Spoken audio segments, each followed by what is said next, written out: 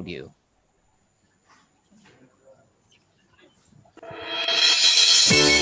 Institut Sains dan Bisnis ISB Atmaluhur merupakan perguruan tinggi pionir dan terdepan dalam penyelenggaraan pendidikan tinggi di bidang teknologi, informasi dan komunikasi, serta bisnis digital di Provinsi Kepulauan Bangka Belitung yang beralamat di Jalan Jenderal Sudirman, Kelurahan Selindung, Kecamatan Gabek, Kota Pangkal Pinang, Kepulauan Bangka Belitung.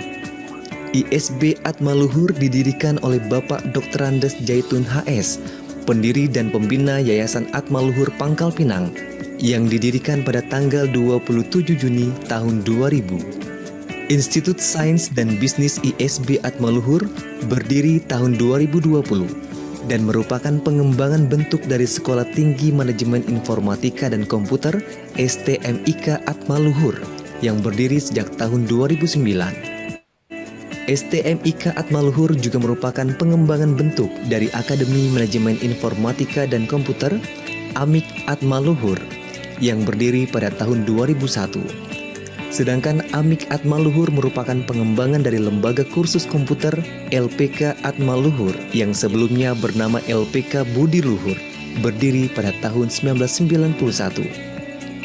Dengan moto kampus kompetensi yang telah dicanangkan Institut Sains dan Bisnis ISB Atmaluhur, terus berupaya meningkatkan kualitas sumber daya manusia, dosen dan karyawan, infrastruktur, laboratorium bahasa, laboratorium komputer, perpustakaan, serta kurikulum. Visi dan misi Institut Sains dan Bisnis ISB Atmaluhur. Visi pada tahun 2025 menjadi perguruan tinggi terdepan dalam pengembangan teknologi informasi dan komunikasi, serta bisnis digital di Provinsi Kepulauan Bangka Belitung, dilandasi budi pekerti luhur. Terdepan dalam pengembangan ilmu pengetahuan di bidang teknologi informasi dan komunikasi, serta bisnis digital di Provinsi Kepulauan Bangka Belitung. Institut Sains dan Bisnis ISB Atmaluhur merupakan institusi pendidikan tinggi pionir dalam pengembangan ilmu pengetahuan bidang TIK dan bisnis digital di Provinsi Kepulauan Bangka Belitung. Budi pekerti luhur merupakan nilai yang dipegang teguh dalam menghasilkan lulusan yang cerdas dan berbudi luhur. Misi 1. Menyelenggarakan program pendidikan dan pengajaran yang berkualitas berbasis kompetensi, cerdas dan berbudi luhur, serta mampu bersaing di dunia kerja. 2. Menyelenggarakan kegiatan penelitian yang berkualitas.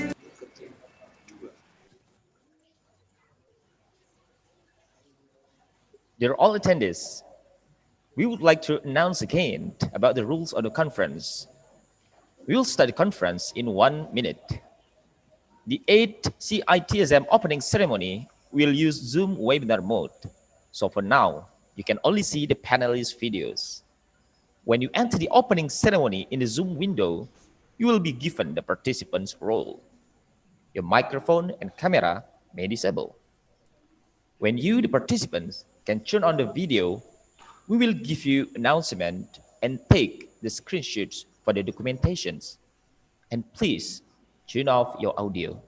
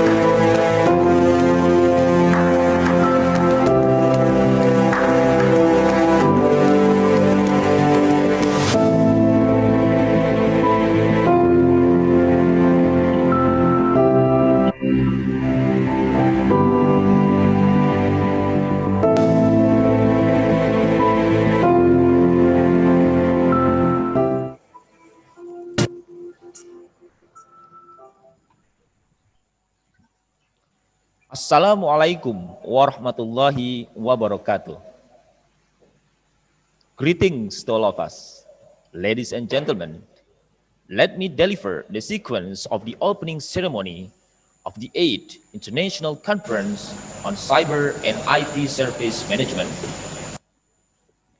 CITSM 2020 is the 8th annual conference in the general area of cyber and IT services management. It provides a forum for presenting and discussing the latest innovations, results, and developments in cyber networks, pervasive systems, cloud environments, enterprise, and IT related to service management. The conference provides a forum for ICT professionals engaged in research and development to share ideas, interact with others, present the latest networks, and strengthen the collaboration among academics, researchers, and professionals.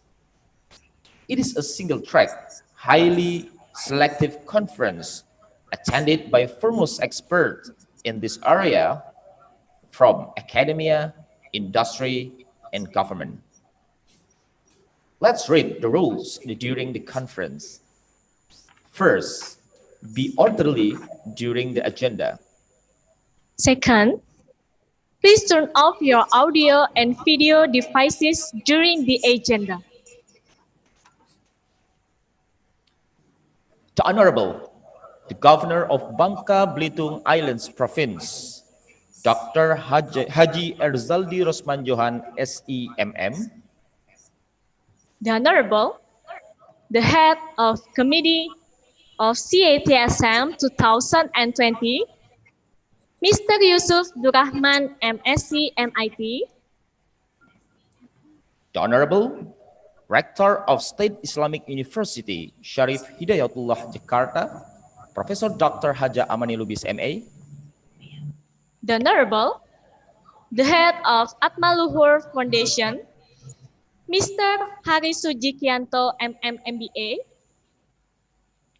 the Honorable, Rector of Institute of Science and Business at Malhur, Mr. Husni Teja Sukmana, ST, MSc, PhD, the Honorable, Vice Rector for Academic Affairs of State Islamic University, Jakarta, Professor Dr. Zulkifli,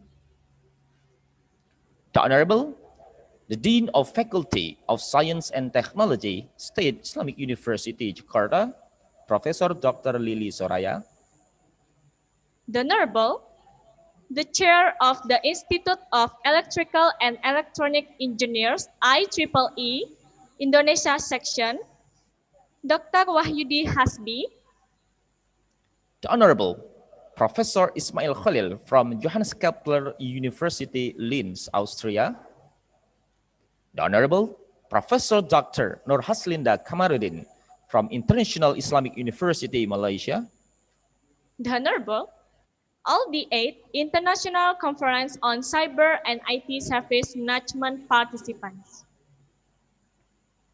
First of all, we welcome all attendees for the willingness to fulfill our invitation to attend the opening ceremony this morning. To start our agenda, let us say Alhamdulillah for the gratitude for the presence of God Almighty. We can all gather here because of His blessings as grace in order to attend the 8th CITSM 2020. Ladies and gentlemen, before we start our agenda today, let's sing the national anthem of Indonesia Raya. Attendees, please all rise.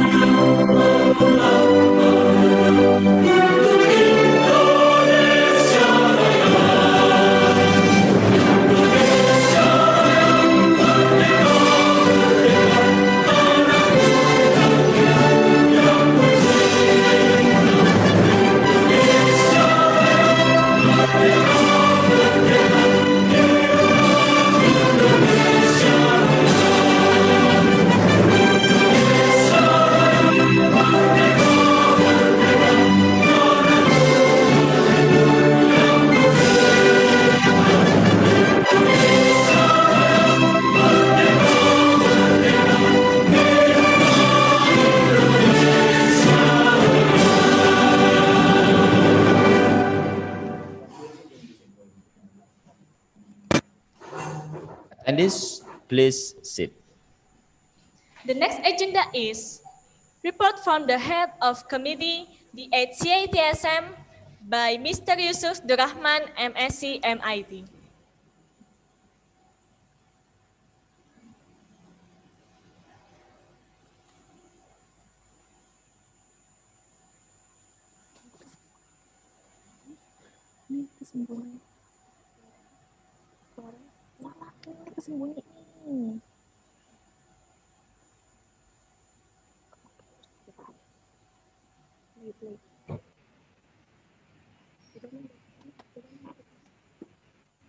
Hello.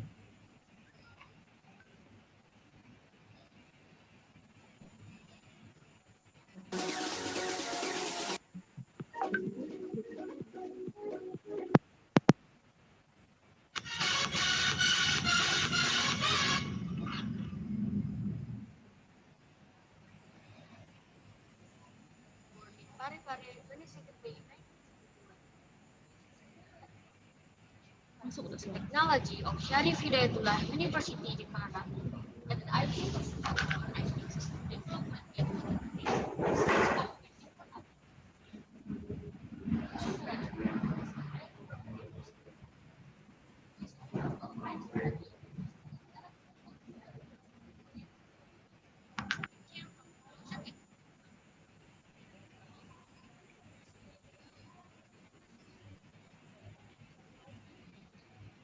Ada suara atas. Ayo ada suara. Tidak ada suara.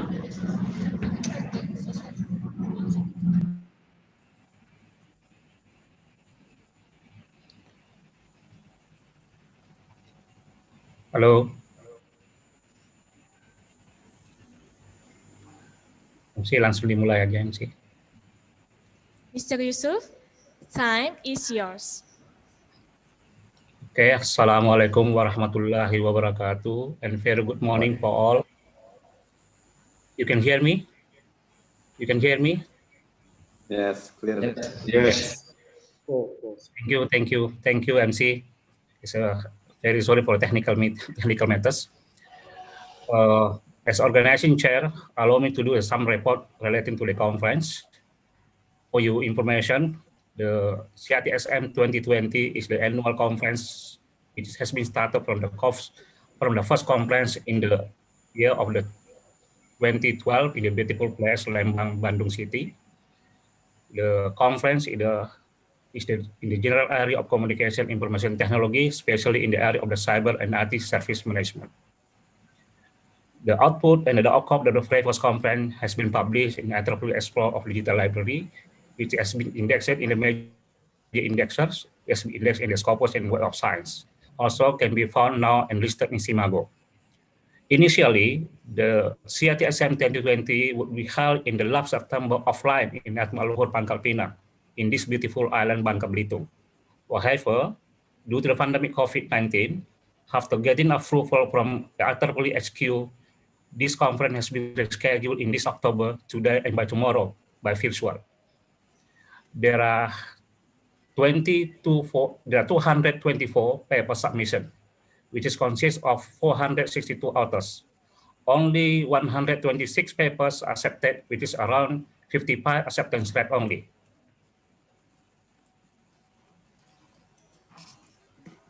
This divided into 7 tracks of area. The diversity of the authors come from 9 countries, including 2 authors from Africa, Uganda, and Ghana. Alhamdulillah, we have now this CITSM 2020. We have it's the first time for the conference getting the authors from the Africa. The accepted paper will be presented in the one regular session and will be submitted to conference proceeding volume to IEEE explore. Highly selected best paper, half television, will be considered for inclusion in the 3 different international Scopus journal. On behalf of the organizers, we wish to extend a warm welcome and would like to thank for all keynote speakers, reviewers, authors, and committees for the report, guidance, contribution, and valuable support. Also, special and big thanks to IEEE Innovation Section today. Is represented by Dr. Wahyudi Hasbi, where IEEE Innovation Section as a technical sponsor for this event. Finally, thank you for the organizing committee, especially for the 3 ladies angels, Ibu Dewi, Ibu Yudit, Bu Umi, and organizing committee from Atma Luhur, Pak Rizky and teams, and others, which I couldn't mention your name one by one. Without you all, we are nothing. Last but not least, very big thanks to Ibu Rector from Amani, Deputy Rector from Zul, Prof. Lili, the Dean of the Scientech, Wing Syarif Hidayatullah, the Head of Research and Publication, Dr. Imam Suhi, Pak Joko Sutarno from Indoseis, Ikoris, and Apticom, and my long run partner, Pak Usni, who is now become Atma Luhur Rector, and Pak Ari from Atma Luhur Foundation, and all lecturers of UIN, Syarif Hidayatullah, and Atma Luhur, and other parties that directly, indirectly make this event successful. That's all my short report for this conference. Wallahi bitaufiq wal hidayah. Wallahu muwaffiq ila aqwamit thariq. Wassalamualaikum warahmatullahi wabarakatuh. Thank you for your report speech, Mr. Yusuf. Beforehand, we do apologize for the technical things happened just now. Okay, we go to the next agenda. The next agenda is welcoming speech by Rector of Institute of Science and Business at Maluhur, Mr. Husni Teja Sukmana, ST, MSc, PhD.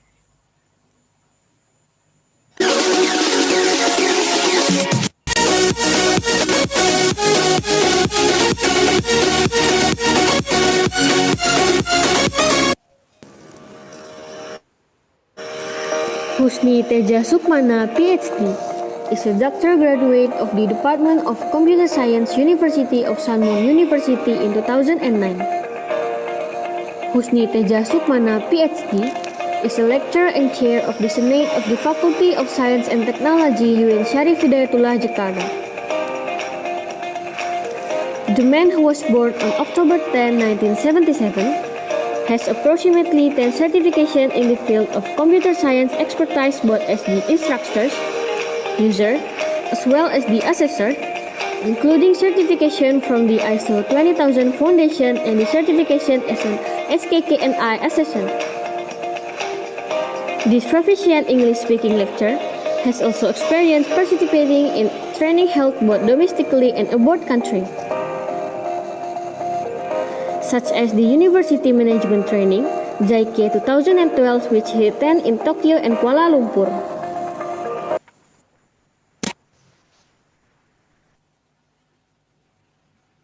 Mr. Husni, time is yours. Thank you very much for today. Our Excellency, Prof. Amani Lubis, our rector in Islamic State University, Syarif Hidayatullah, Jakarta, and all of Deputy Prof. Zul, Dean of Faculty of Science and Technology, Prof. Lili, and our Excellencies, Dr. Hari Sujikianto, Head of Atma Luhur Foundation, and all his staff. Our Excellencies, Mr. Dr. Wahyudi Hasbi, on behalf of the IEEE, I think now he is chair of the IEEE Innovation Session next year. And our Excellencies, Professor Asep Jahar from the Graduate School UIN Syarif Hidayatullah, Jakarta, and Honorable all the 8th International Conference on Cyber and IT Service Management Committee and participant. Assalamualaikum warahmatullahi wabarakatuh. First of all, let us pray to Almighty Allah Subhanahu wa Ta'ala. Because of His blessing, we are able to attend this conference. if running on the virtual, but I believe it will not degrade our spirit as academician to research and disseminate our publication. Second, on behalf of the host on this conference, along with the UIN Syarif Hidayatullah Jakarta, and also University Potensi Utama Medan STB Tasikmalaya, want to welcome you all to the virtual conference. Pandemic COVID-19 make you all cannot come physically to Pangkal Pinang. Actually, a loss is you don't see the beautiful island in Bangka and Belitung. Bangka Belitung is tin mining center in the world since decades. But however, life must go on. And we promise if you cannot come today, and next time you must visit Pangkal Pinang, and just let me know, and we try the best to provide you all come to Pangkal Pinang. And you know the durian Pangkal Pinang is very delicious, and usually on the December and January. Third, this conference cannot be run well without some collaboration.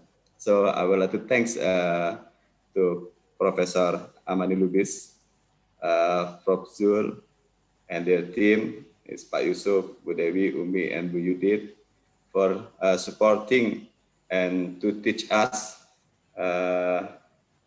to running this conference. This is our new experience to running the international conference, and is make our lecture in the Pangkal Pinang is get more spirit to make a paper and want to learn much from the UIN Jakarta. I also want to say thank you to Dr. Wahidi Hasbi, is on behalf of IEEE Indonesian section, who give opportunity for us to conduct this conference this year. And actually, we will follow strictly the rule of IEEE conference. And I think this is the 8th conference, and we see the history of the conference is all can be success to publish in the IEEE Explorer and indexed by Scopus. And last, please give me the opportunity to give deep appreciate to the committee who has been worked hard to provide this conference, even it's virtual. So many things that we have to do. Mr. Hariski, Ms. Parlia, Yudi, Amanda, Amin, Ibu Merdeka, and all the strong team. Let's do the best and let God do the rest. That's all my speech. Enjoy the conference. Thank you. Assalamualaikum warahmatullahi wabarakatuh. Thank you for your welcoming speech, Mr. Husni. The next agenda is welcoming speech by Rector of State Islamic University, Syarif Hidayatullah Jakarta, Professor Dr. Haja Amani Lubis, MA.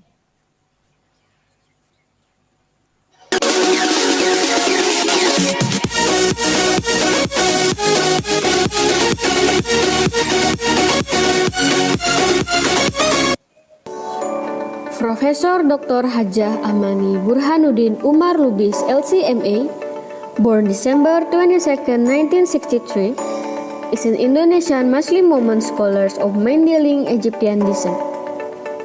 As an Islamic scholar, Amani was appointed as chairperson of the Indonesian Ulama Council for Women, Youth, and Families for the 2015 until 2020 period.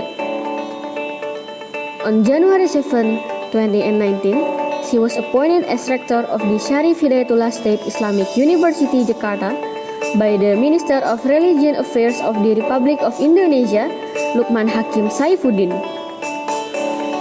Her new position made her as the first woman who served as chancellor of the largest Islamic university in Indonesia, Syarif Hidayatullah State Islamic University Jakarta.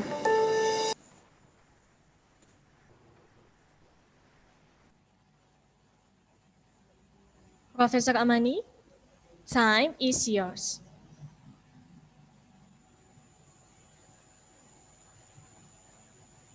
Thank you very much. Assalamualaikum warahmatullahi wabarakatuh. Waalaikumsalam. Waalaikumsalam. Alhamdulillah wassalatu wassalamu ala Rasulillah amma ba'd. Honorable Rector of the Institute of Science and Business in Pangkal Pinang, Bapak Husni Teja, PhD, and his academic staff, and also his entourage in this conference. Honorable Vice Rectors of Sharif Hidayatullah State Islamic University. There is Professor Zulkifli and maybe others. Honorable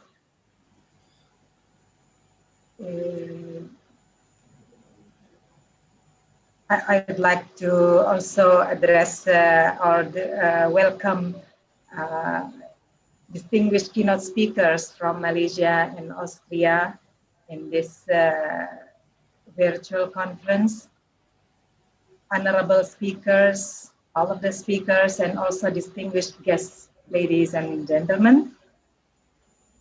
Let's first of all extend our thanks to Allah subhanahu wa ta'ala, the one and only God, for the blessings that have allowed us together to attend the 8th International Conference on Cyber and IT Service Management 2020.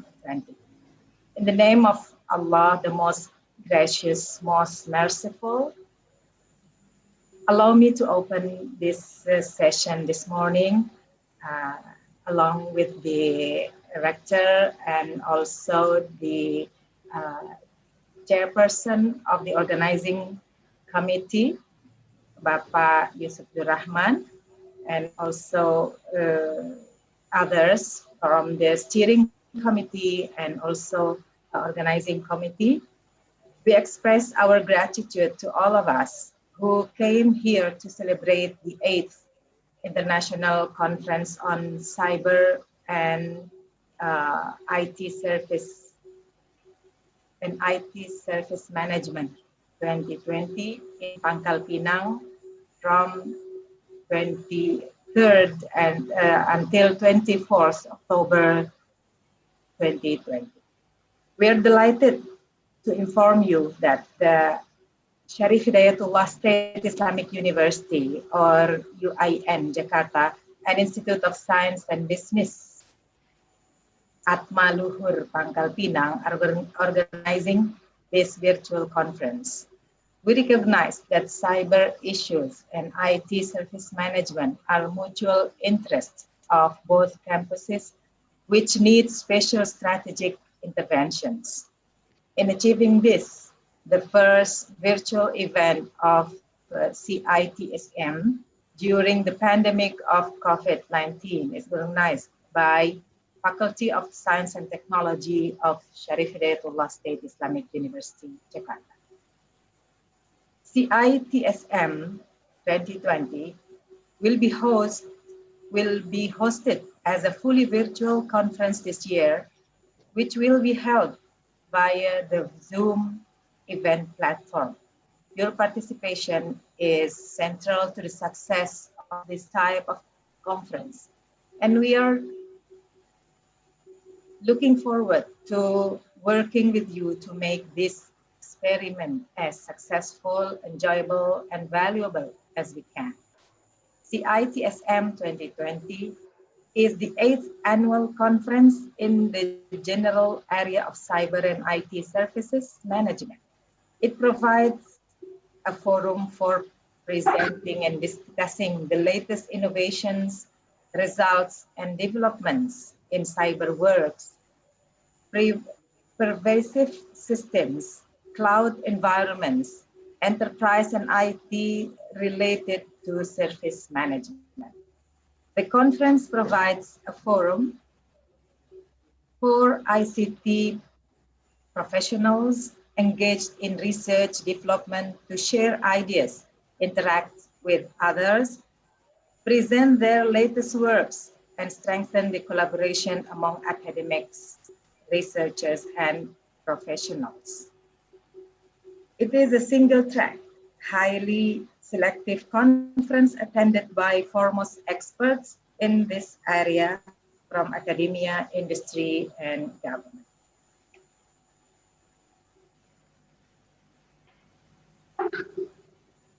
Okay. On cyber issue, we also agree that cyber threat will be massive in the future, needs special attention. Therefore, we need to strengthen our cooperation by exchanging information, training, and joint research. Distinguished participants, in the moment, there are many things that can be discussed through conceptual and practical efforts. I believe that your contribution as speakers and participants will have an impact on the development of innovative technology. Finally, I'd like to extend my appreciation and gratitude for the valuable insights and inputs from all speakers.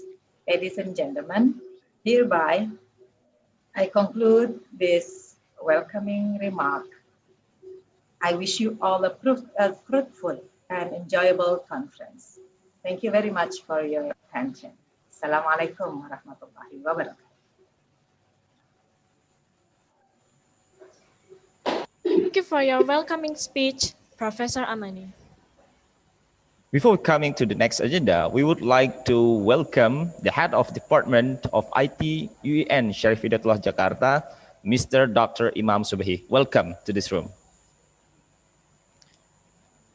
Ladies and gentlemen, now let's welcome the opening speech delivered by the Chair of the Institute of Electrical and Electronics Engineers, IEEE Indonesia Sections 2021, Dr. Wahyudi Hasbi, and officially open the 8th International Conference on Cyber and IT Service Management.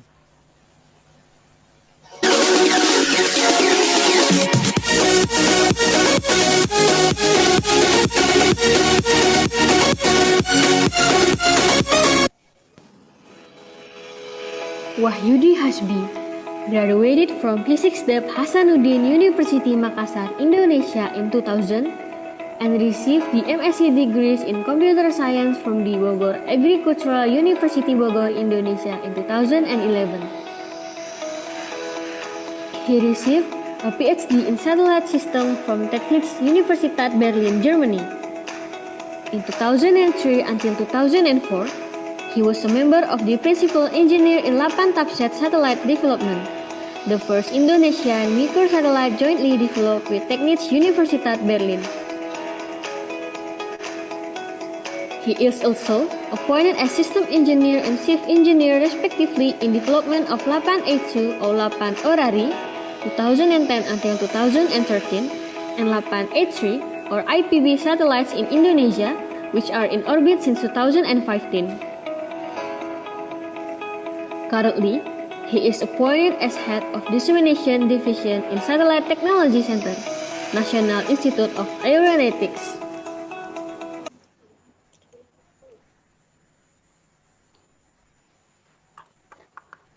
Mr. Wahyudi, time is yours. Thank you, MC. First of all, the Governor of Bangka Belitung Island Province, Dr. Haji Erzaldi Rosman Johan, SEMM, the Honorable Rector of State Islamic University, Syarif Hidayatullah Jakarta, Professor Dr. Hajjah Amani Lubis, MA, the Head of Atma Luhur Foundation, Mr. Hari Sujiyanto, MBA, MM, the Honorable Rector of Institute of Science and Business, Atma Luhur, Mr. Husni Teja Sukmana, PhD, the Honorable Vice Rector for Academic Affairs of State Islamic University Jakarta, Professor Dr. Zulkifli, the Honorable Dean of Faculty Science and Technology, State Islamic University Jakarta, Professor Dr. Lili Soraya, the General Chair Committee of CITSM 2020, Mr. Yusuf Durrahman, MSc, the Honorable Keynote Speaker, Professor Ismail Khalil from Johannes Kepler University, Linz, Austria, and the Honorable Professor Dr. Nur Haslinda Kamaruddin from International Islamic University, Malaysia. Distinguished guests, colleague, researcher, professionals, ladies and gentlemen, Assalamualaikum warahmatullahi wabarakatuh. Very good morning, a prosperous, warm, and spirited greetings. First of all, Alhamdulillah to Allah Subhanahu wa Ta'ala, Almighty God, for allowing these ceremonies to happen.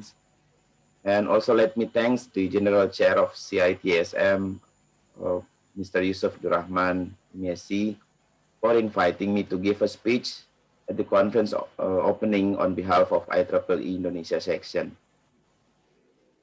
As a chair-elect IEEE Indonesia section of 2021, I would like to express my sincere gratitude and welcome you to the 8th International Conference on Information Technology for Cyber and IT Service Management, CITSM 2020, which due to this year's pandemic COVID-19 situation, CITSM 2020 is held as a completely virtual conference. So I would like to thank all of you who joined this conference with the same spirit as on-site conference, which usually we are attending. The 8th CITSM 2020 here is organized by Faculty of Science and Technologies, State Islamic University of Syarif Hidayatullah Jakarta, and Institute of Science and Business at Maluhur in association with IEEE Indonesia sections. As we know, papers from 3rd to 7th CITSM conference have been published successfully on IEEE Explore and already indexed in Scopus.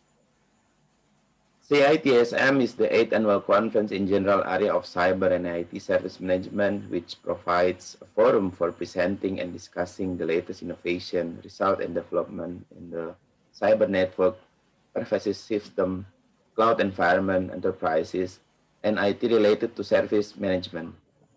So the conference here provides a forum for ICT professionals engaged in research and development to share the ideas, interact with others, present their latest work, and strengthen the collaboration among academic, researcher, professionals. And the interesting program at this conference also will allow all the participants to reflect and celebrate past achievement and update the knowledge and explore research direction for the future. So we hope you all will have a productive and enjoyable time at this very special conference. Ladies and gentlemen, IEEE Indonesia section has conducted many activities over 32 years in Indonesia. It has become a large section by having more than 2,000 members from various universities, research institute, and public sector in Indonesia.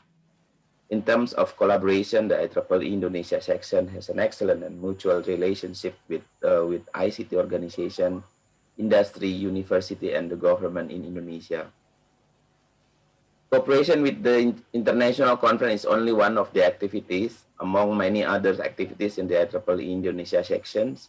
Some of our other activities are public lectures, intellectuals, gatherings and workshops, humanitarian and research grants, and many more. So I would like to encourage all of you in this very good moment as an IEEE member to enjoy such enormous activities. IEEE Indonesia section has contributed and sponsored more than 50 different international conferences annually. And this conference is one of the conferences sponsored by IEEE Indonesia section. As the 8 years of CITSM, this conference shows at its sustainability due to the conference organizer hard work, producing a well-organized conference and high-quality papers. So I do hope that the CITSM will continue its highly quality conference in many years to come. Finally, putting together a conference of this size is not an easy task. As I remember, there are 200 more papers submission, so it's quite a big task. So, and then of course, we are very grateful to all parties who work together to build this exciting conference program and memorable event. So with all of your permissions, in the name of Almighty God, Bismillahirrahmanirrahim, let's officially open the 8th International Conference on Information Technology for Cyber and IT Service Management. I wish you all a very fruitful conference. Thank you. Wassalamualaikum warahmatullahi wabarakatuh.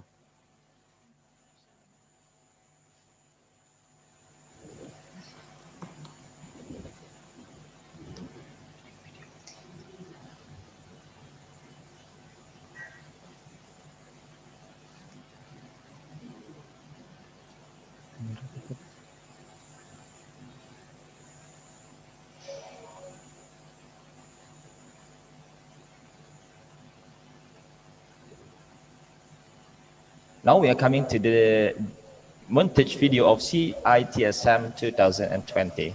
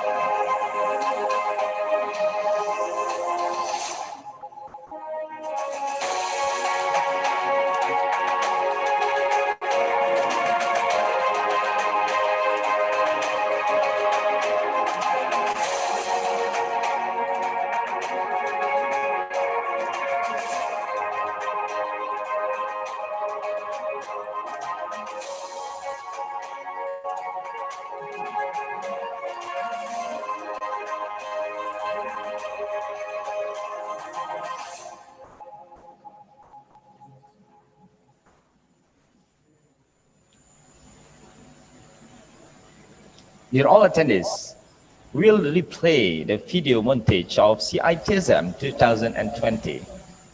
Enjoy.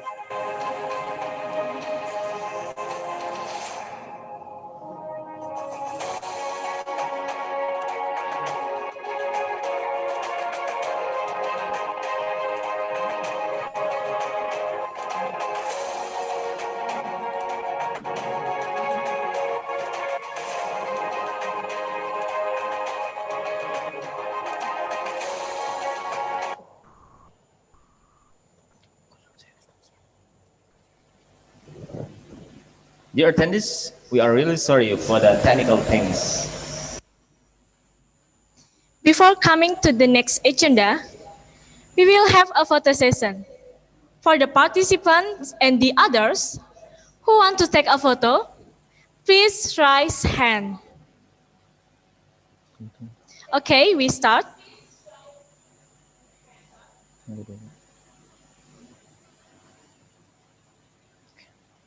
One, two, three.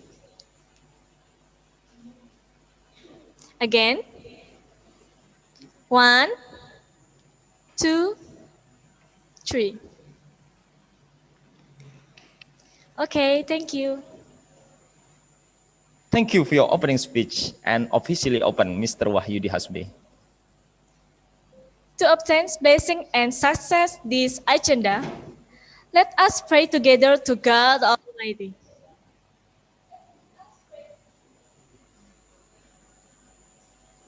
Okay, can you hear my voice? Yes. Okay. Assalamualaikum warahmatullahi wabarakatuh. Waalaikumsalam. Ladies and gentlemen, let us bow our head for a moment, pray to God Allah Subhanahu wa Ta'ala, so that our international conference can be precious to all of us. I will lead this prayer based on the teaching of Islam, and those who are not Muslims, you are pleased to pray according to each of your beliefs. Hamda yuwafi ni'amahu wa yukafi'u mazidah. Ya Rabbana lakal hamdu kama yanbaghi lil jalali wajhikal karimi wa azimi sultanik. Allahumma inna nas'aluka salamatan fid din wa afiatan fi sajati wa ziyadatan fil ilmi wa barakatan fil rizki wa taubatan qabla al maut wa rahmatan indal maut wa maghfiratan ba'dal maut. Allahumma fir lana wa li walidaina wa lil muslimina wal muslimat wal mu'mini wal mu'minat al ahya'i minhum wal amwat. Innaka sami'un qaribun mujibud da'wat. Ya qadiyal hajat. Ya Allah, today, Friday, October 23, 2020, in this beautiful place, we gather here to bring about an international conference on Cyber and IT Service Management, or CITSM 2020, under the theme Increasing Service Quality on Digital Business through Artificial Intelligence. Make this international conference as a useful science assembly, as a medium of sharing useful ideas, knowledge, and experiences of scholars, researchers, and students of various disciplines. May the conference we organize today benefit to our lives, broaden our knowledge, shine our ideas, and let us to be successful, productive persons, which in turn will boost dignity of our nations. Ya Allah, guide and bless our hearts and our minds with the light of your guidance. Impart your supreme wisdom upon our activities. Help us to speak our minds clearly. Help us to listen to each other, respect each other, love each other, so that we include to the blessed persons.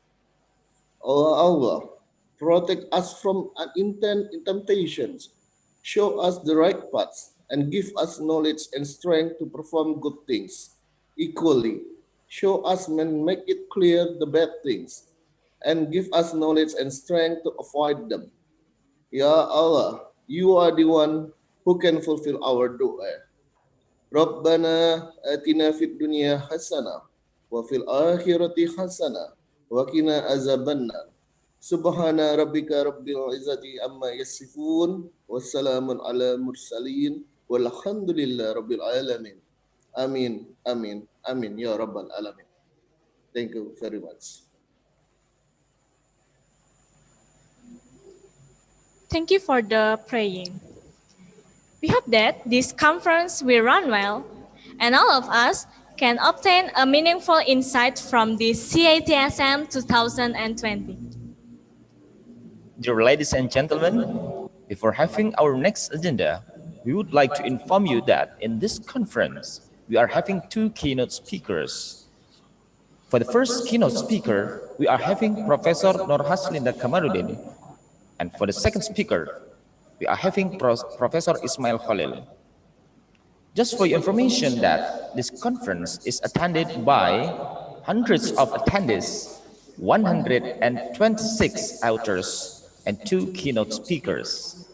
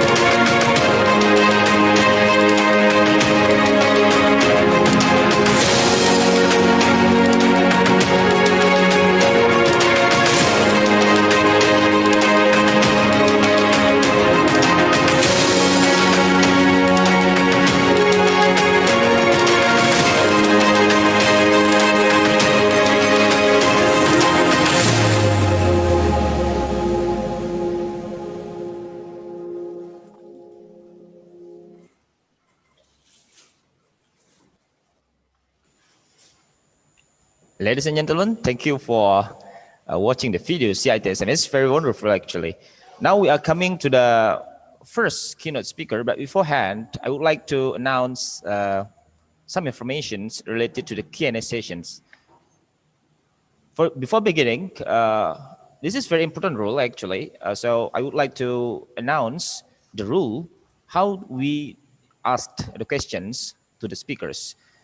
To ask question to the keynote speaker, please use Q&A chat in your bar, and then MC will read the questions one by one, actually. And we are having our distinguished guest, distinguished speaker this morning, Professor Nur Haslinda Kamarudin from International Islamic University, Malaysia. In special occasions, Professor Nur Haslinda will deliver her speech entitled Unleashing the Power of Data Analytics. Now, before we listen to the videos of profile from Professor Nur Haslinda, we would like to inform you that please turn off your mute your video, your audio, and then please listen to the our keynote speaker.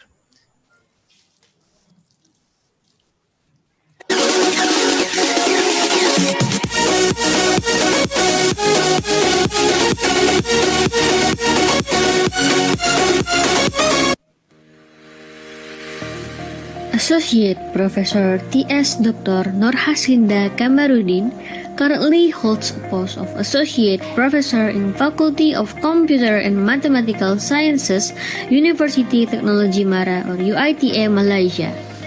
She served UITM since 2011 till now. She is also an adjunct professor in Faculty of Science and Technology, University Airlangga, Indonesia.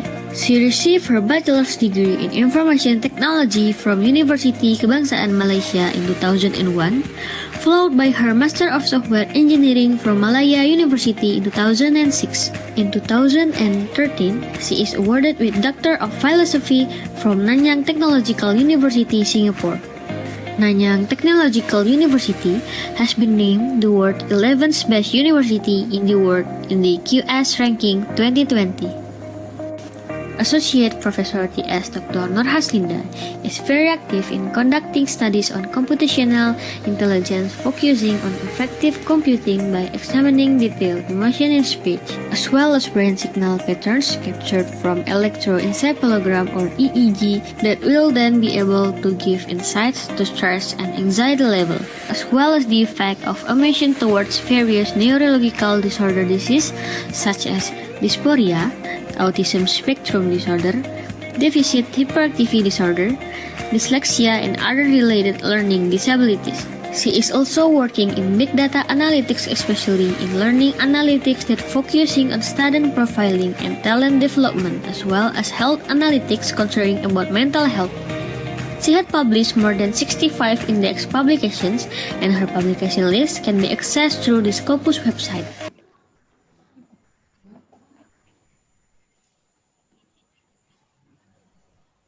Professor Nur Haslinda, time is yours. Okay, Assalamualaikum warahmatullahi wabarakatuh. I just want to check whether you can hear me or not. Sure, can. Yeah, Excellent. nice. Okay, let me first start sharing my slides.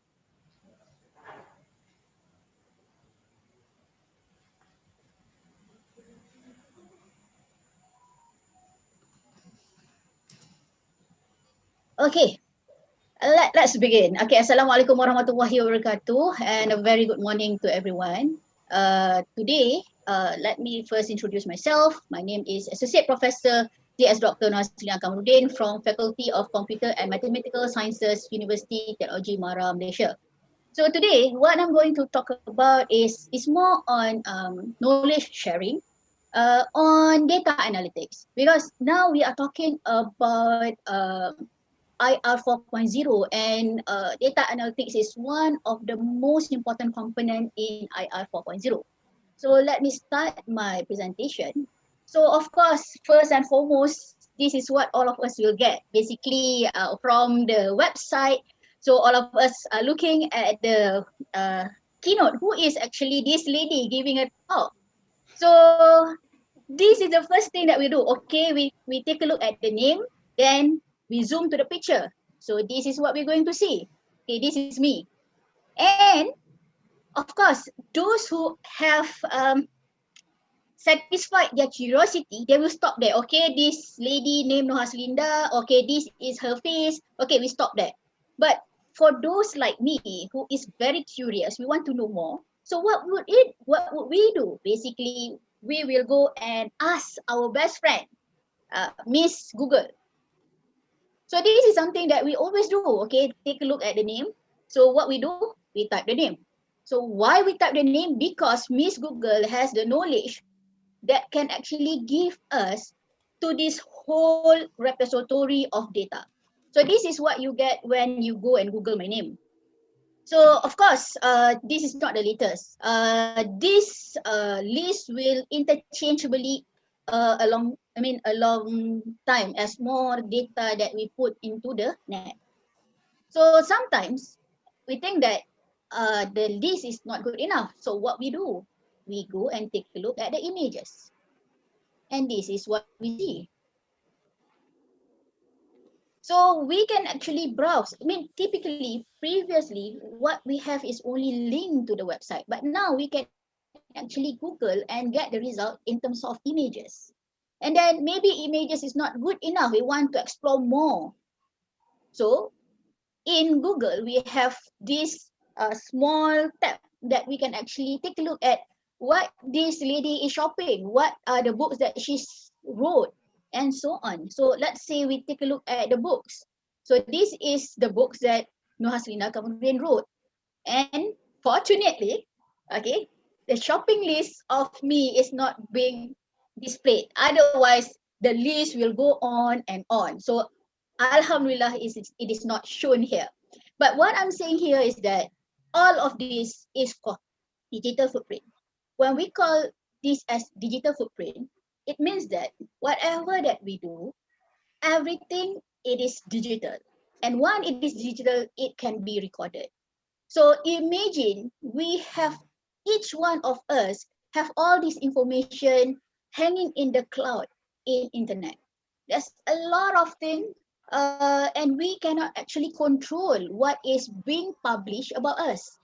So it is very, I would say, it is very exciting, but in the same time, it can be dangerous because we do not know what people share about us. Of course, for me, I would like to share about good things about myself, but it may not necessarily true because each and every one of us has our own perception. So this is what I want to tell about is that at the end of the day, uh, all of us will just be a memory. Therefore, be a good one. Because we do not know when we are going to have a full stop in this world. Of course, this sounds so crude, but what I'm saying is that whatever that we do, everything is recorded. And if it is digital, it will be basically, uh, if somebody upload it in the internet, it will be there almost, we do not know when. So that's why please make sure that whatever memory that we have, it is a good one. Of course, we have Rakit and Atit writing about us, but we are talking about digital. So this is the kind of thing that we have to be aware, whatever that you post, whatever that you write, it is your digital footprint. So let me start by giving a brief introduction of what is big data. Okay, why big data? Of course, when we want to talk about analytics, we are talking about data. I mean, we cannot run from this concept of big data because, as I said, everything that we do, everything is actually digital footprint. So, example, let me give you a very simple example. The handphone that we have, typically, every one of us will have chat. So those chat will be transmitted from your side to your friend's side. And these are actually uploaded to the cloud. And because of this, each one of us will start talking. Then we have our own smartwatch. And in our smartwatch, we recorded our number of steps, our heartbeat, our weight. So all those of things are actually information or data that we will basically digital. And because of that, based on one report, in 2020, it is estimated that each and every one of us will generate 1.7 megabyte data per second. And because of this, it start to become very, very, very, very large. And this is where we get big data. So big data is referred to humongous volume of data that cannot be effectively processed using traditional application that exists. So we have to use different way of processing the data. Of course, the processing begin with the raw data that is not aggregated. This is all scattered all over the place. It can be in your social media data, it can be in your database data, it can be in your email, and it is almost impossible to store all of this in a single database because it is scattered, the size is big, and you produce the data in so fast that new technology is needed. Therefore, we need to have big data. Big data is something that can be used to analyze insight, then can lead to better decision and strategic business move. So when we talk about big data, we cannot run from the characteristic of big data. So currently people having so many different V's to describe about big data. But I think most of the researchers agree that the most agreeable V in big data is volume, velocity, and variety. Okay, volume refers to the amount of data generated. So we are not talking about terabyte, we are talking about exabyte, petabyte. So the data is become so much that is generated the whole world. And then each and everyone, because we have the technology that can actually upload the data and digitize the data, so the data generated very, very fast. So velocity referred to the speed of the data generated. And then when we also talking about the data, we have different type of data. This is where variety comes in. So varieties of data means we can have the data of structured data. Structured data we can get from our database. For example, database of staff where we have name, gender, age, date of birth, and so on. So those data are highly defined data. So we want the data and it is explained based on the metadata. The metadata is the definition or the description of the data that we want to enter. That is the first one. That is structured data. Then we have semi-structured data. When we talk about semi-structured data, we are actually having a data with certain template that we have to follow. For example, we have email data. So in our email, we have the information of sender, information of the receiver, the title, of course, the BCC and CC, carbon copy, and so on. But the content side is unstructured. We do not know what we are going to write. We can write anything under the sun. However, it is called semi-structured because the first part, the sender, the receiver, the title, and whatnot is clearly defined. And because of that, we call email as semi-structured. Then we have the unstructured data. Unstructured data is basically we get from the social media. For example, your Facebook. Although my kids always tease me saying that, Mama, now only old people use Facebook. We don't use Facebook anymore. We use Instagram. We use Twitter. I try to have my own Twitter, but it doesn't have the feeling like Facebook. So I guess that, well, I'm getting old. So that's why I start to love Facebook more than any other social media. Okay, this is not the advertisement for Facebook. Yeah, I'm just saying my preference. So what I'm saying here is that in Facebook, we have so many types of data. We can actually post the text in our status. We can actually post the icon of emoticon of what we feel at this moment. For example, I feel nervous right now, so I put the scary face. Or I can even post my my face onto my Facebook page.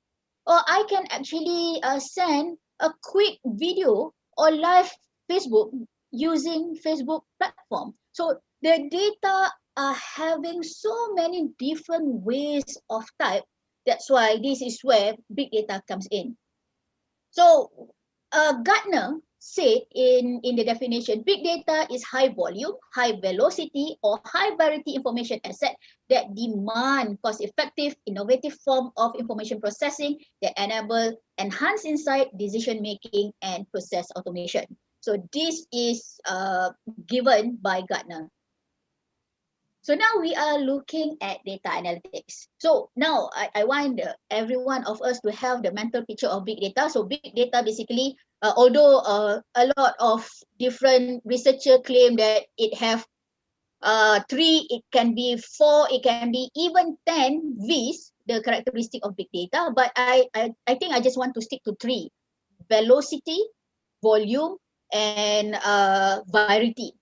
Okay, just to repeat is that volume is the size of the data, velocity is the speed of the data generated, and variety is the different type of data generated. So based on this understanding, here we come to data analytics.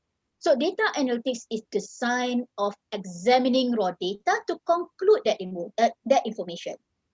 So it can actually involve algorithmic or mechanical process to derive insight from raw data. For example, we want to run through several data sets to take a look at meaningful correlation between each other. Because sometimes just looking at the data itself, we may not be able to see what are the hidden insight or what are the hidden information that we can use to make the decision making. So of course, data analytics technique can reveal trend and metric that sometimes we are not able to see because it may be lost in a mass of information. Why we need to have this trend and metrics? Because we want to have a better decision. Why we want to have better decision? Because we want to know that at the end of the day, can it contribute to the value to our business? Let's say we are the lecturers. So the data analytics that we want to take a look at is that, are we having a good discussion with our student, that our student understand what we are talking about in front of our computer? For instance, right now, instead of being there with you in Indonesia, I am here in my house, sitting in my chair, giving this talk. So can we have certain kind of engagement that can be calculated so that I can improve on my presentation? So this kind of information is important for us to get the betterment each day. So what I can simplify, the focus of data analytics lies in inference. We want to infer because the process of deriving conclusion, this is basically on what researcher already know. Because whatever decision, whatever inference or whatever conclusion that I make, it must be data driven. I cannot just based on instinct or I think today I'm going to present a good way of presentation. No, it must be a lot of process before I deliver. Of course, a lot of activities, trying to run the slide, whether it runs well or not, and practice myself. So these kinds of things need to be done first before you can make the inference. A quick example of a good inference is like this. I like to eat rice. I can find rice in Malaysia and Indonesia. Therefore, I should stay in Indonesia or Malaysia. So those kind of inference is important because I like to eat rice is a fact. Rice can be found in Indonesia or Malaysia. This is just an example. Of course, I know that we can find rice anywhere in the world, right? But this is just for the discussion purposes. So those are two facts. So what we can infer is that at the end of the day, Nohaslinda should stay in Malaysia rather than go overseas. So those are actually example of inference. So when we are talking about big data and analytics, it's very important for us to know what are the differences between two. Of course, we know the first part of my presentation just now, we discussed about the three V's: volume, velocity, and virality. So let us take a look at the big data in more detail. Big data is actually voluminous amount of data from various sources with different format. Of course, this is used to analyze insight which can lead better decision and strategic business move. And it is a collection of structured, semi-structured, and unstructured data that can be mined for business gain. However, for data analytics, it is the sign of examining raw data to draw conclusion about the data. So it involves automating insight into a certain data set and manipulating queries and data aggregation procedures so that we can actually do the discovery, interpretation, and communication of meaningful pattern in data. So what I'm saying here is that the big data is the foundation. Okay, we have the big data. That is the input that we use to actually doing the analysis so that we can actually take a look, we can dissect the information. What are the hidden information that we may not be able to see, so that we start to apply machine learning, we start to apply statistical analysis. And this is why, because we want to actually get the insight. And of course, there are a lot of ways that we can actually find the information. For example, I have a list of shopping list of mine. So from there, what we can actually get is that the total value of the price that I am using. Then if we dive down, when we dive down, what we can see is that what are the items that I bought. and what kind of lifestyle that I lead. So these kind of things are called data analytics. But the list of the shopping list is basically one of many ways that we can gain data. So big data and data analytics should be combined or should be married together, then we can get a better informed decision. So if some of you ask, is it possible to do analytics without big data? The answer is yes, because analytics just need data. Regardless, small data, big data doesn't doesn't care. As long as we get the data, we can actually do the analytics. And if we have the big data, can we not looking at the analytics? Yes, because basically we want to gain the data as much as possible, as fast as we can, and with different way of variety. But we will lose the ability to actually make use of the data if we don't use analytics. So the answer for this question, do you need to have big data to have analytics? The answer is no. You can basically use data, whatever data that you like, and do the analytics on it. And if you ask me, do you need analytics for big data? This is a yes. Because big data without analytics is like an elephant without the leg. It cannot move. It's just stagnant over there. So, of course, the best solution is when we have big data, we have the analytics, then we can get the better decision making. So now we come to the analysis versus analytics. So it sounds very familiar. We kind of, mismatch between these two, but there are a very different meaning between these two. So let us take a look at what it is meant. So analysis means to the process of segmenting your problem into easily digestible chunks that you can study individually and examine how they relate to each other. Meaning that we have the data, we cut them off, maybe a smaller chunk, then we basically, if in science, you basically use your microscope, take a look at the data in more detail, and then you study that part. Okay, let's say this is the data, you switch it like this, see what happened, you twist like that, see what happened, then you dissect them, see what happened. So those are analytics, the process to actually from the raw data, now we put it there and we take a look at it. How we do that? Of course, there's a lot of way to do the analysis. Every one of us is doing it. So for example, we have the data. What we do, we start to do our bar chart to see, or even we want to see the maximum value, the minimum value, and what are the average and standard deviation of the data. So those are actually analysis, the process to actually to take a look at the data in more details. However, the analytics is referred to the application of logical and computational reasoning to the component part obtained in an analysis. So what it means that we do the analysis. Analysis is part of the analytics. So of course, if you want to do analytics, you have to do the analysis. So example, in doing that, one is looking for pattern and often exploring what she could do with them in the future in the context of organizational decision making and problem solving.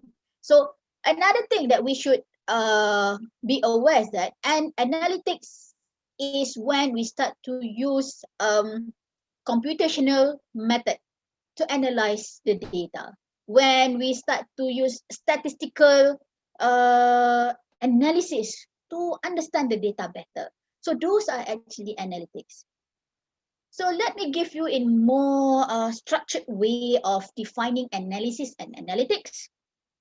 So analysis is the procedure of investigating, cleaning, transforming, and training the data with the aim of finding some useful information. Then we would recommend conclusion to help in decision making.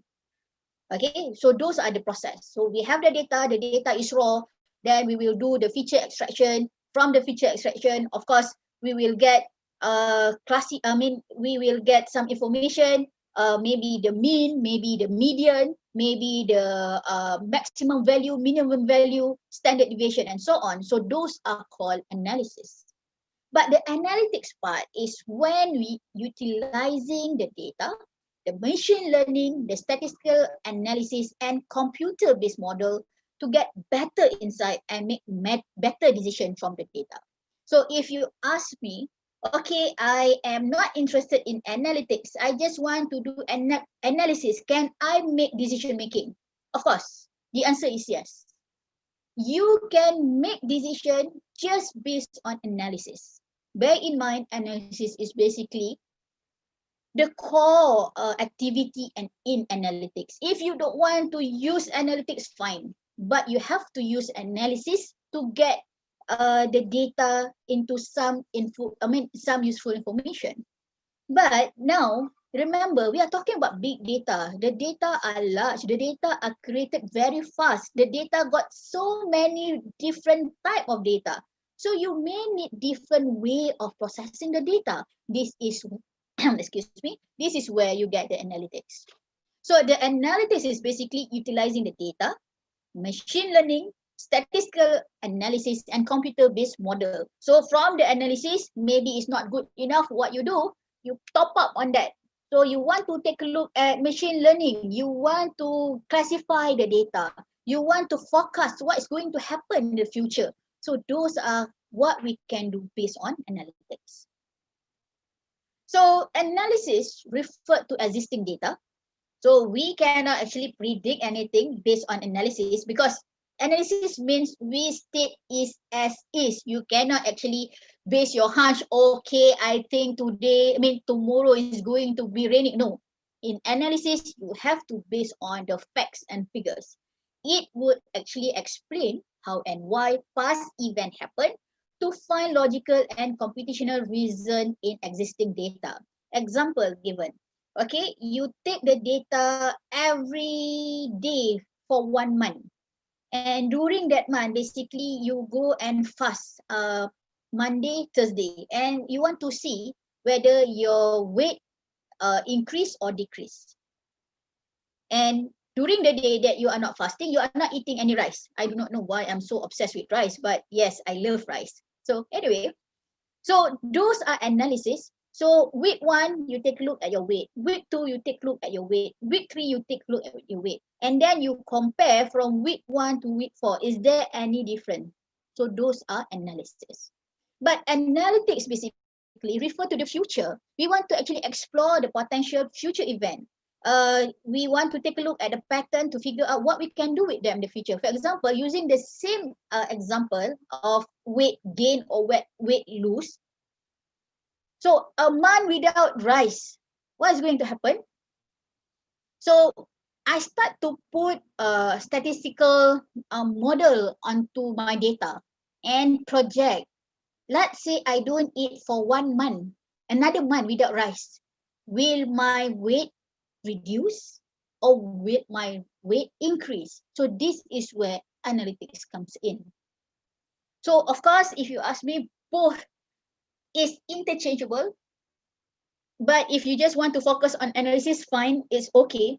But analytics is the way forward. I mean, you cannot run from analytics because the data that we have been produced is being so much and so fast and with different variety of data type. So another example, this is more structured example. So analysis is mainly done on the data that we have from some past event. This is basically historical data. So example, we have a clothing brand that will analyze their sales data from previous year. They look up and understand their profit trend and pattern according to the season. For example, in Malaysia, we only have 2 seasons. Musim panas dan musim hujan. Tak ada musim lain. There's no other season. It's either hot or wet. That's all. So based on this, so this clothing brand will take a look at when is going to be wet season. Basically in Malaysia in September till December. Although just now I heard Pak Husni mention about durian in December, Yeah, too bad this is during this COVID time. I cannot go there, but I look forward to come to Indonesia and eat durian. I hope that Welcome, Prof. yeah, I hope it's as good as what Pak Husni mentioned. So so these are the scenario that happen. So what I'm saying is that based on the wet season, what are the value or what are the sale that they are doing? Then based on the hot season, what kind of product that they sell, that excuse me, that they sold. So analytics is basically the combination of outcome from the analysis of previous data and logical with computational reasoning. So with analytics, potential possibility of future can be explored. It means like this. So basically, from the analysis that we have, now we put on the computational model. So we want to project, can we sell more raincoat during the wet season?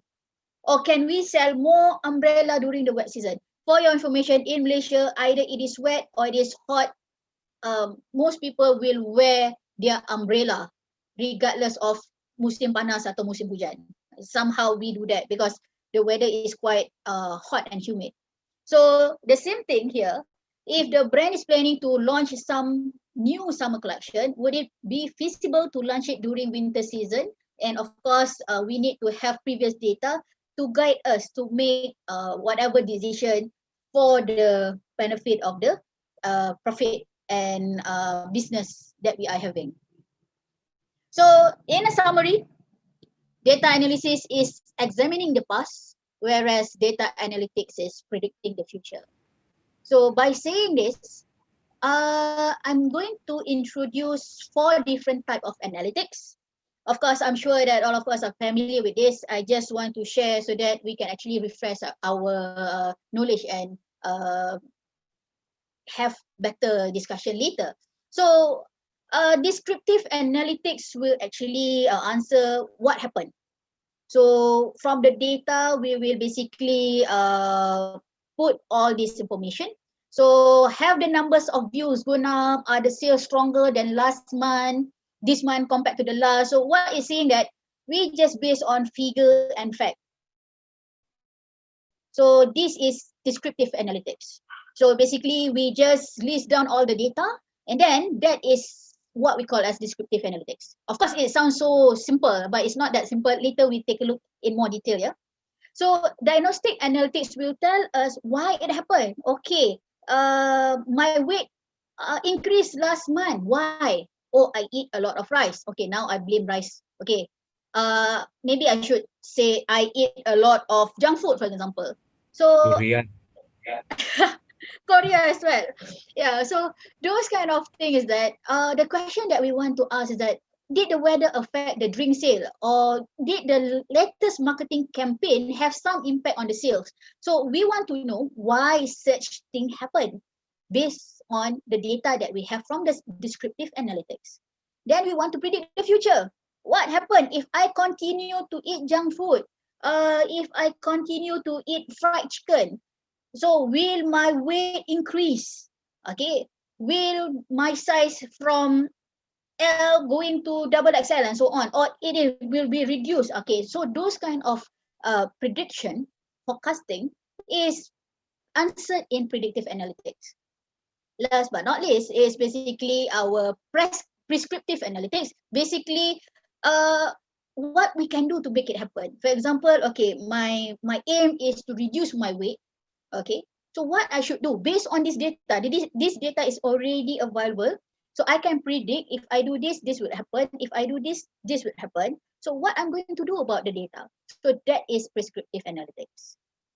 So in more details understanding of analytics, the most top one have a lot more human input. But as we go down of the hierarchy, mean from the descriptive to the prescriptive analytics, we start to have decision automation because we want to basically have the decision support in such a way that we don't want to be bugged by small decision making.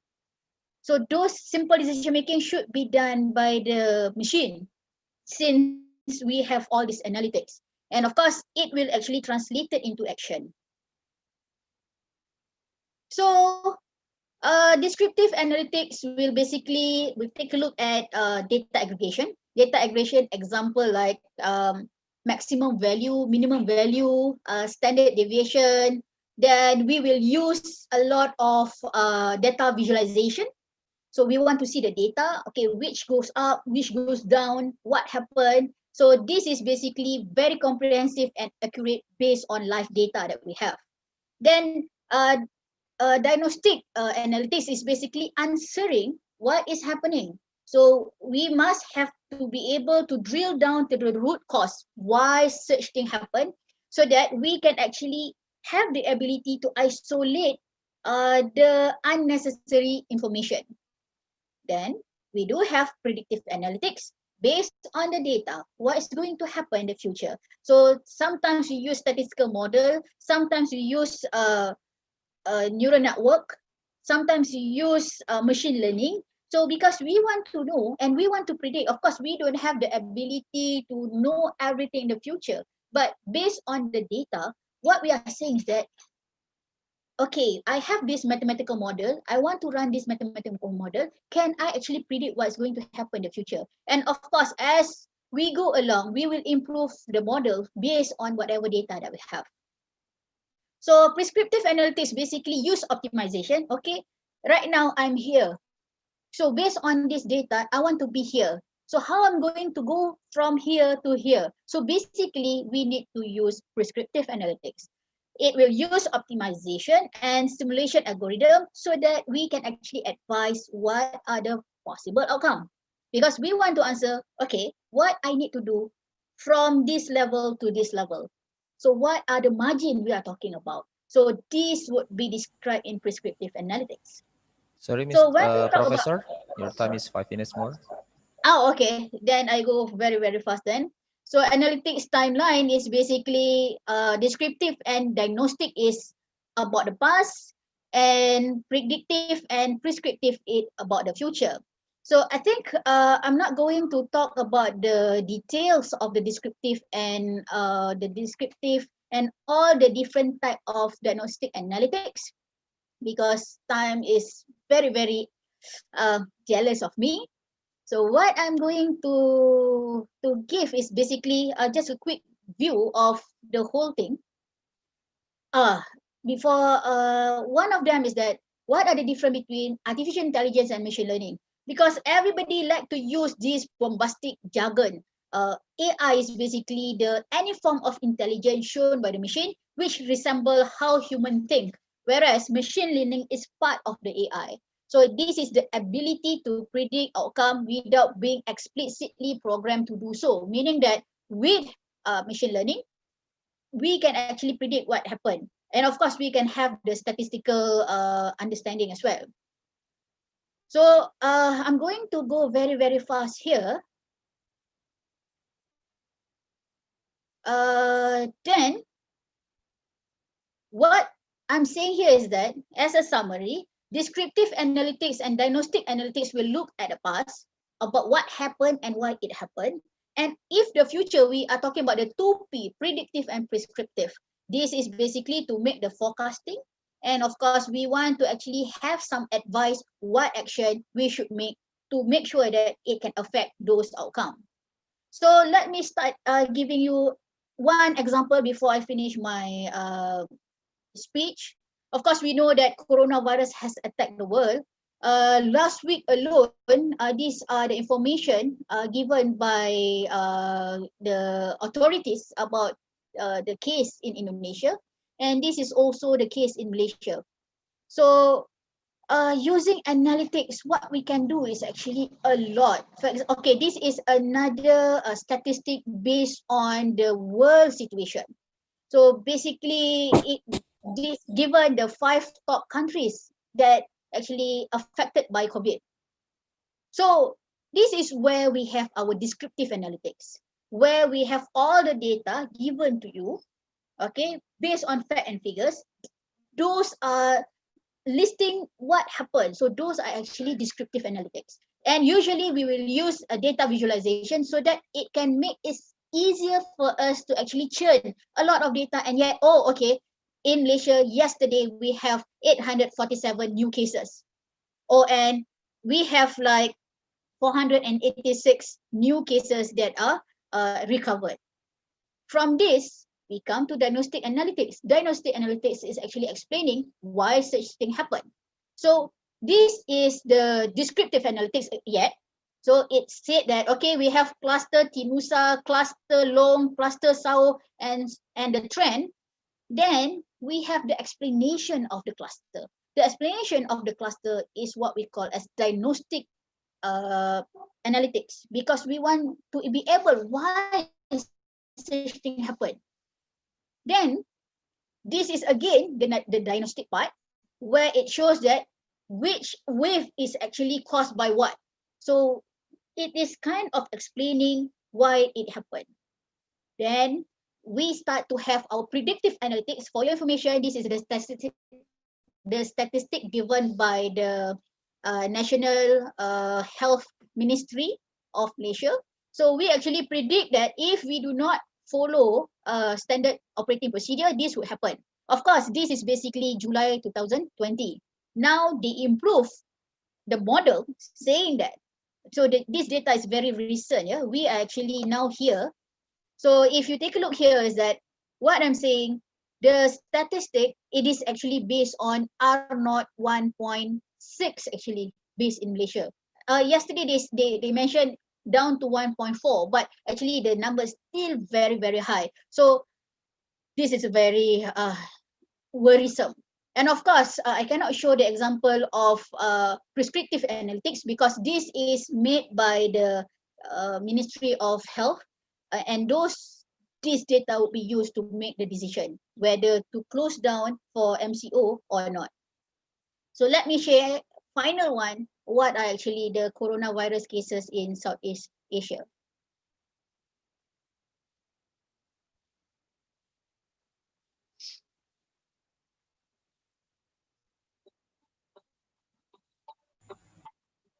So if you can see here, in January, only Thailand tell us that they have the cases. But as we go along, these are the statistics, and it is worrisome. And if you can see, Indonesia is not in the picture at all yet in January.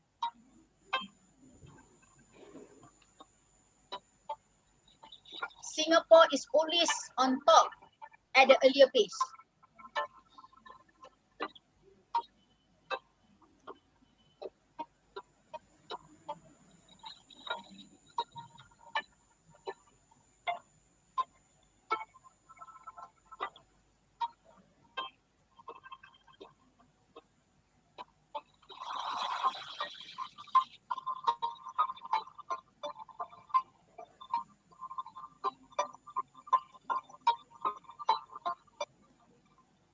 Okay, Indonesia coming in. So let's see what happened.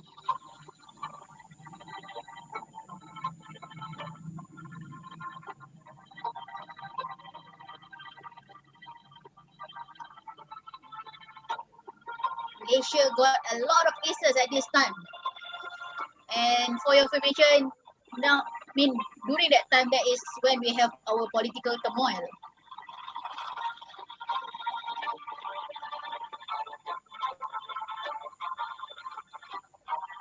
Based on this data, we start to have our MCO, movement restriction order.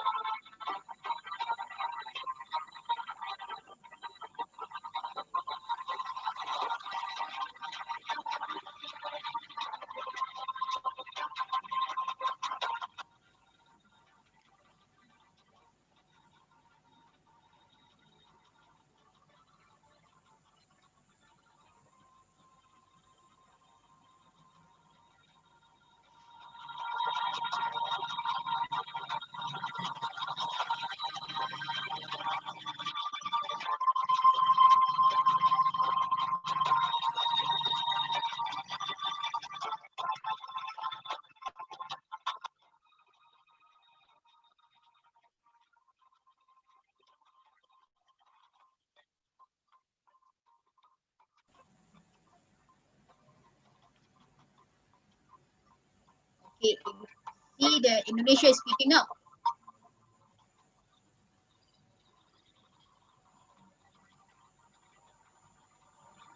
And Malaysia is reducing because at this time we are having our lockdown, so those can be controlled actually.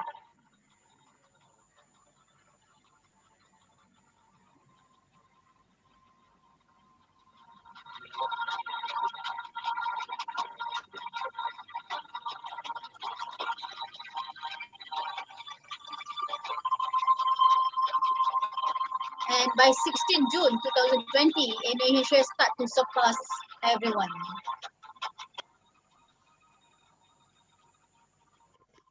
Professor Linda, sorry, your time is 1 minute left.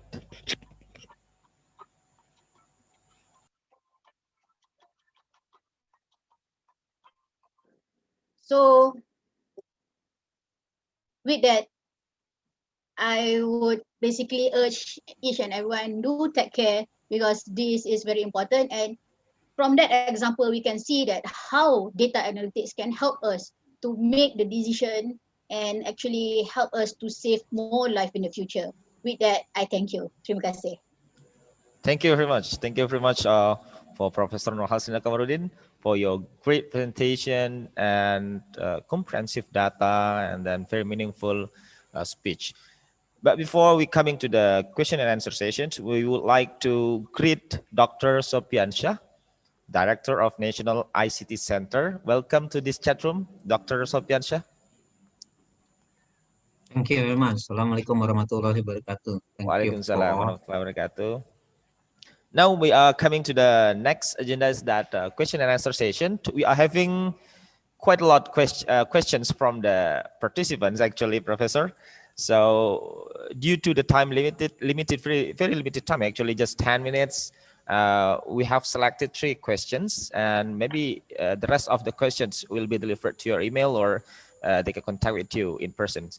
But now I would like to read the first questions from Ari Baskoro.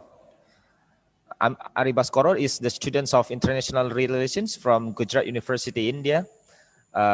He asked that why the Indonesian government isn't as developed as their people in knowledge of technology.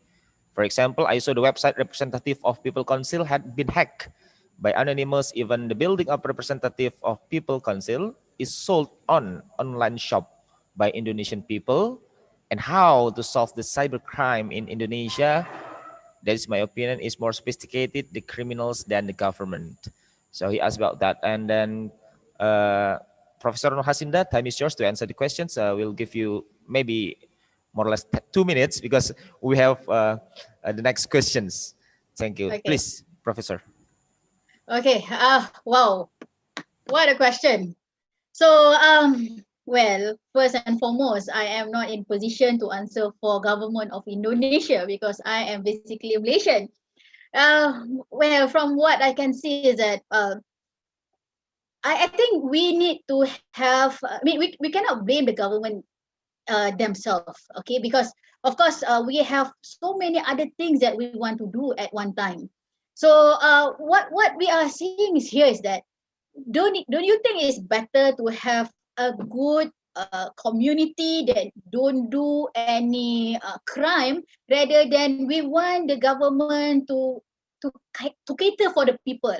I mean, you want the government to cater for the people, and yet you are doing so many funny things at the end of, at the end of the day. So I would say is that it should be the responsibility of the community to make sure that we don't do crime. For example, given to you is that I cannot give example in Indonesia government, but I can give example in Malaysia government. What I'm saying here is that in Malaysia government, we are actually introducing MCO, movement control order. So government said that you cannot go out of your house because we want to cut the chain of pandemic.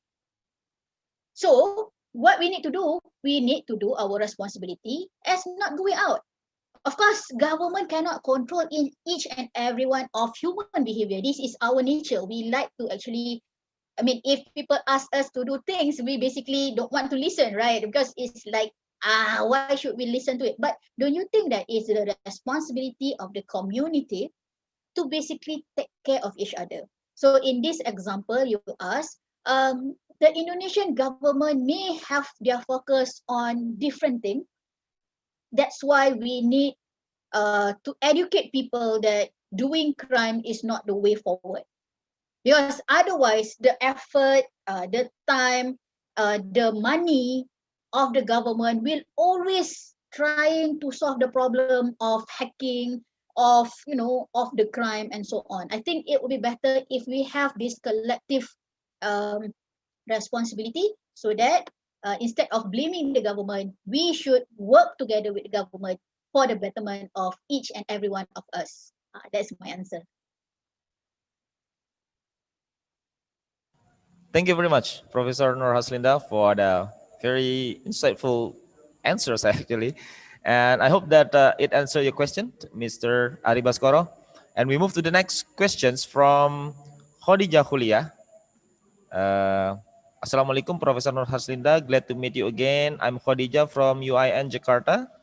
This presentation material is very interesting. Sometimes you are confused with the terms data analysis, data analytics, and data science.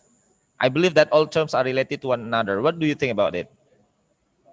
Please, Hi, Professor. Khadijah. Yeah, nice to meet you again. I mean, I used to know her when I went to Jakarta, I think in 2017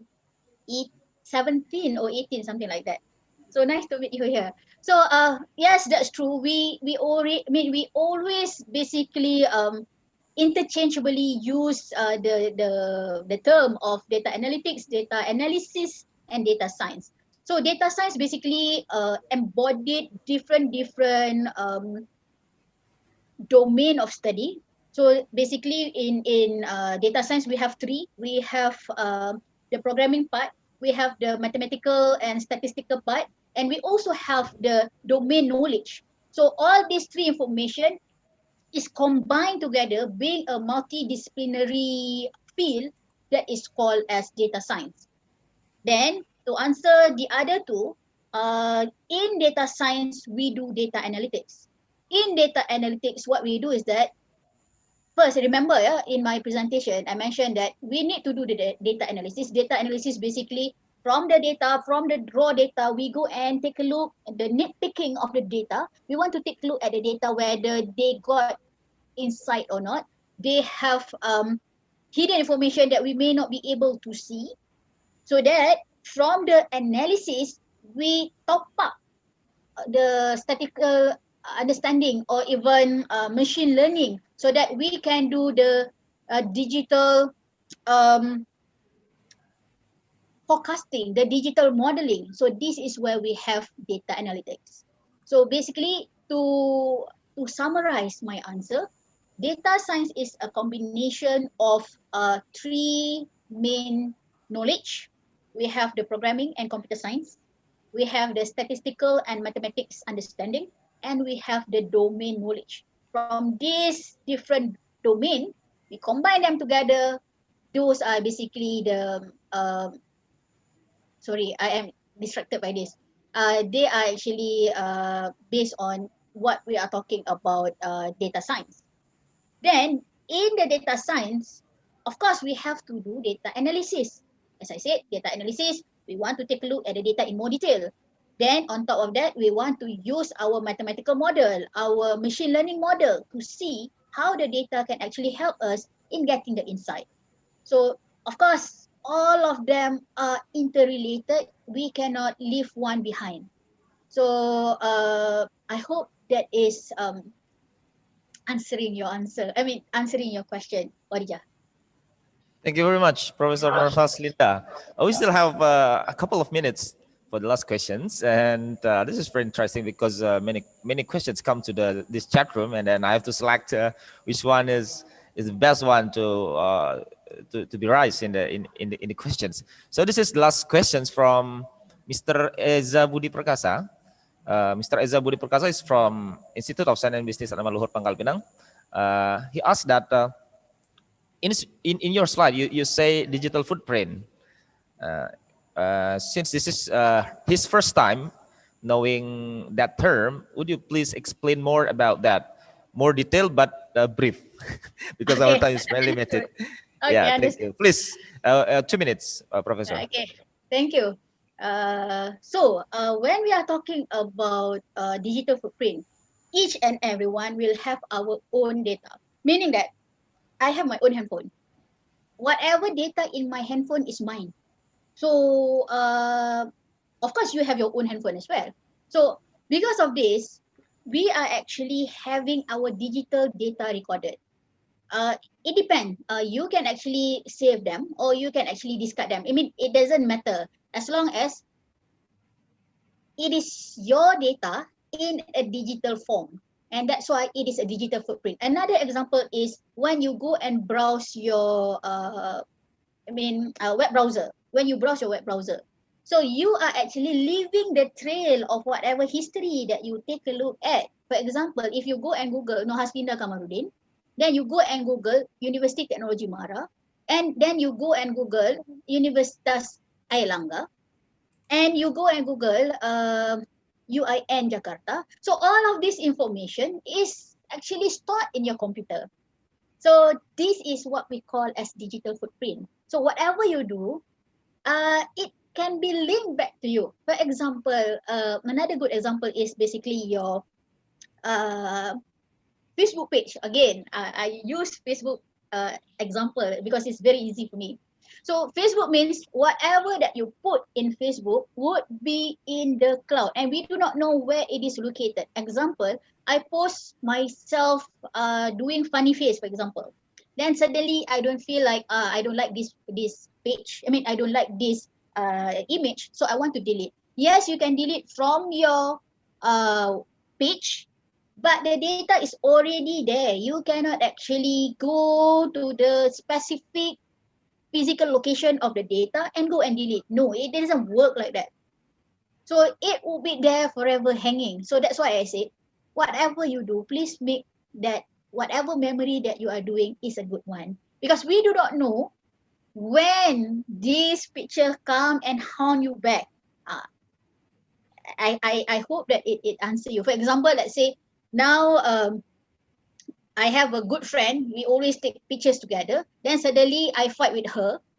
So I don't want to see her face anymore. So I go and delete. Example. This is just an example. I don't go and fight with people. Yeah, just an example. So, but that picture is already in the cloud. So there's no way for me to go to the cloud and retrieve the data to delete, because when we having cloud storage, it may have multiple copies, and we cannot actually delete each and everyone individually. I mean, it's always impossible. So that is what it meant by digital footprint. It meant that you as an individual will have your own data.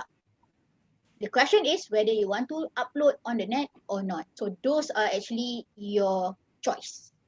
I hope that it answers your question, Mr. Eza Budi Perkasa.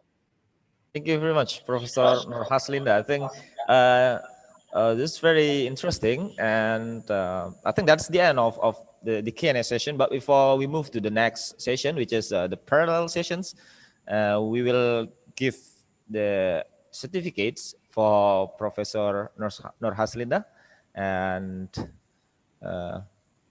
yes, we will give the certificate. Please share. So thank you very much for giving a very distinguished speech in the CITSM 2020. Thank you very much. And we are glad to have you this morning and hope we can meet again, Professor. Okay, Thank you. Thank you very much. Yeah.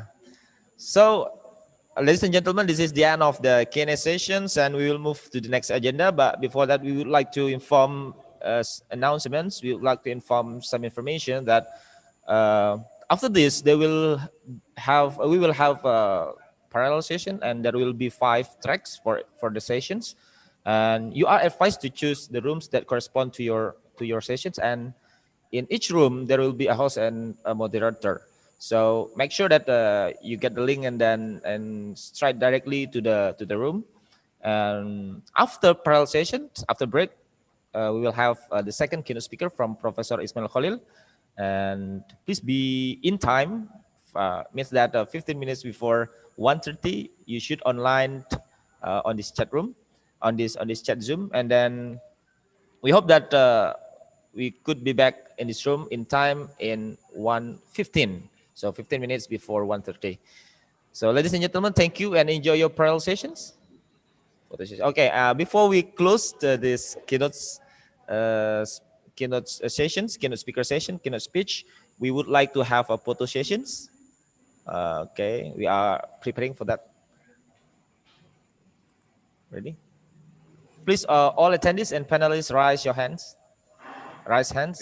Wait a minute. We move several. Okay. We move several to the. Yeah. Wait a minute. Wait. Apa kabar, Bu Raslinda? Apa kabar?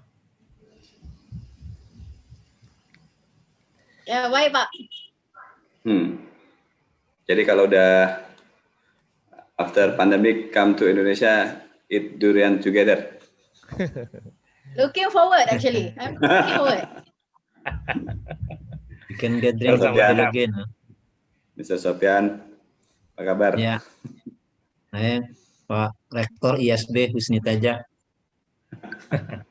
Ada Pak Fauzul, ada Pak Imam, Pak Joko. Videonya, please open your video, please. Okay. So we are waiting for all participants convert to the raise hands. Sinap, I think. Tunggu, wait a minute.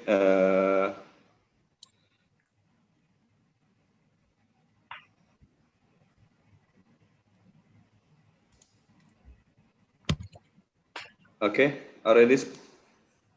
Bokta tuh, Bokta video satu. Bokta. Oh, Valisa.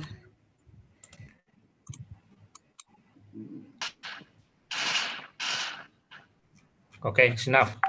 Enough. Okay. Yep. I will count. 1, 2, 3. Yeah, Amanda video. Okay. Look at your camera. Okay, 1, 2, 3.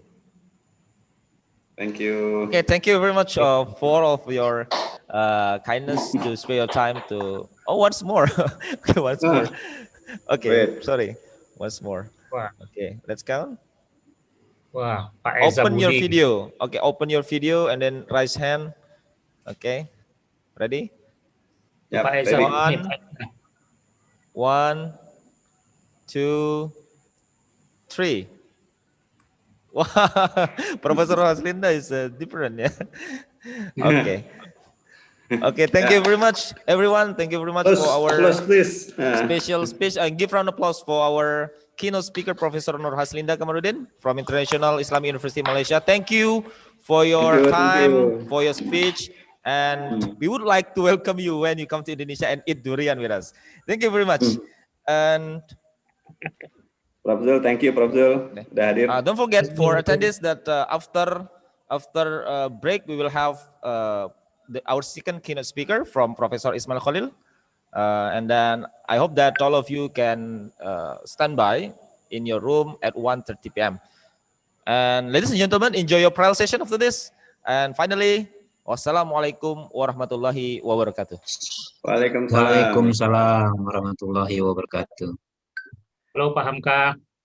Waalaikumsalam warahmatullahi wabarakatuh. Mau parallel station ya? Yang mau tetap di sini bisa, yang mau ke paralel bisa gitu.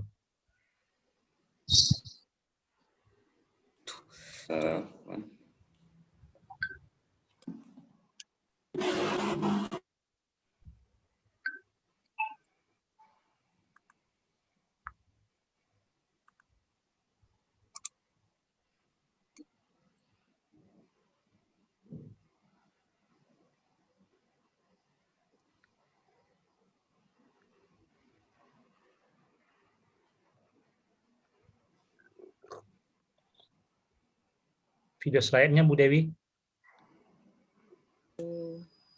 Bu Agustina kayaknya.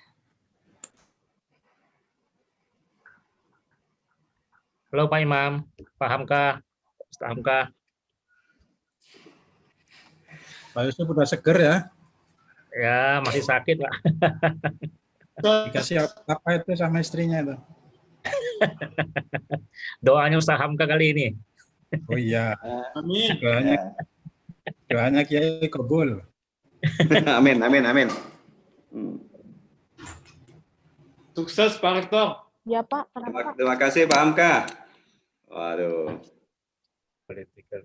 Kali Pak Asep ada ya? Prof Asep ada ya? Ada jalan ya. Sukses Pak Rektor. Tadi ya. Terima kasih Pak Asep, Prof Asep, Pak Arif. Arif ini. Ada Pak Arif juga ya. Terima kasih Pak Arif.